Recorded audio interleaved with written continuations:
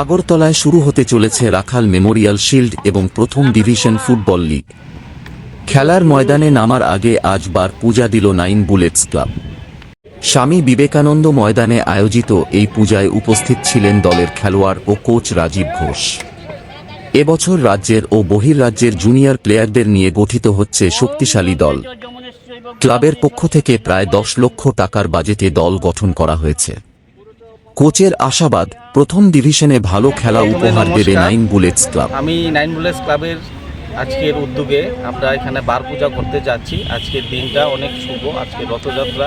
এই দিনটাকে আমরা গত বছরও বেছে নিয়েছি। এবার এই দিনটাকে আমরা আবার এই দিনে আমরা বার পূজা করতে যাচ্ছি। আমাদের মূলত হচ্ছে আমরা একটা ঐতিহ্যবাহী ক্লাব, যেটা ফুটবল নাম দিয়ে পরিচিতি। আমার সঙ্গে আছে আমার ক্লাব প্রেসিডেন্ট ভাস্বতী দেববর্মা, আমার সঙ্গে আছেন ক্লাব সম্পাদিকা অপু সরকার সুর। এবার আমরা যে ধরনের মানের দল গঠন করেছি, আমাদের জুনিয়রদের দিক দিয়ে আমরা বিশেষ আকর্ষণ। এবার আমাদের উদ্দেশ্য থাকবে আমরা জুনিয়র দিয়ে এবার টিম করেছি, যেটা মাঠের ভিত্তিতে তাদের ভালো দিকটাই পরিচয় আপনাদের সবার সামনে রাখবেন। আর পাশাপাশি আমাদের একটা উদ্দেশ্য আছে, এটা আমরা এবার স্থির করেছি, যাতে নো ড্রাগস অনলি ফুটবল, সেই দিকে আমাদের লক্ষ্য। এই লক্ষ্যটাকে নিয়ে আমরা এবার মাঠের ভিত্তিতে আমাদের জুনিয়রদের দিয়ে আমরা দল গঠন করেছি। আশা করছি দল খুবই ভালো খেলবে, মানুষকে খুব উপহার দেবে, ভালো ফুটবল উপহার দেবে। এটি আমাদের উদ্দেশ্য। এই হলো আমাদের এই বছরের পরিকল্পনা। দলের বহির্রাজ্যের প্লেয়ার কতজন রয়েছে বা রাজ্যের বহির্রাজ্যের প্লেয়ার আপাতত আমরা মোটামুটি 14 থেকে 15 জনের সঙ্গে কথা পাকা করেছি।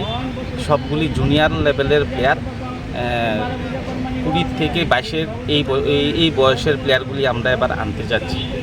কত টাকা বাজেট রয়েছে এই বছর? এবার আমাদের বাজেট মূলত আমরা যেহেতু আমাদের ক্লাব ও সংস্কারের একটা কাজ শুরু হয়েছে, সেই কারণে আমাদের বাজেট এবার আমরা 10 লাখের নিচেই রাখছি।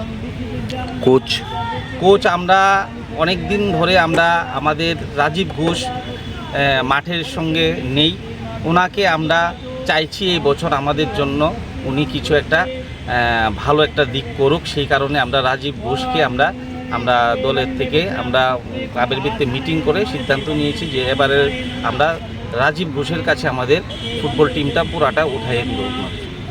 দল নিয়ে কীরকম আশাবাদী বলছি? দল নিয়ে আমি আগেই বললাম যে এবার জুনিয়র দিয়ে প্লেয়ার, আমরা সব জুনিয়র প্লেয়ার দিয়ে আমরা টিম করেছি।